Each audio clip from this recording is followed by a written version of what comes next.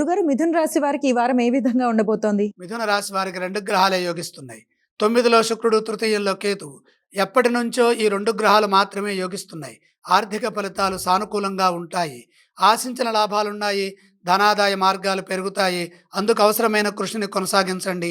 లక్ష్యాన్ని దృష్టిలో పెట్టుకొని లక్ష్యం నెరవేరే విధంగా నిరంతర సాధనతో ముందుకు సాగినట్లయితే మంచి జరుగుతుంది.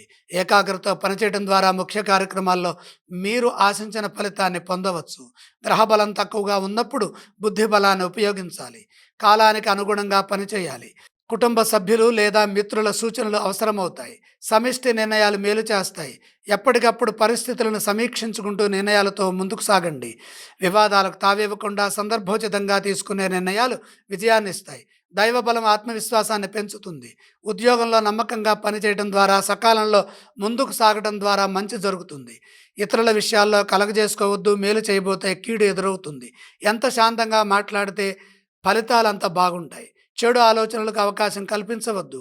దగ్గర వారితో సున్నితంగా చిరునవ్వుతో సఖ్యతతో మెలగాలి. ఆశించిన ఫలితం వస్తుంది. ఈ రాశి వారు ఏ స్తోత్రాలను పఠిస్తే శుభ ఫలితాలు కలుగుతాయి? మిథునం వారు నవగ్రహ ధ్యాన శ్లోకాలు చదువుకోవాలి. ఈ రాశి వారు ఏ ఆలయాలను సందర్శించాలి? నవగ్రహాలని దర్శించాలి. ఈ రాశి వారు ఏవేవి దానం చేస్తే మంచిదంటారు?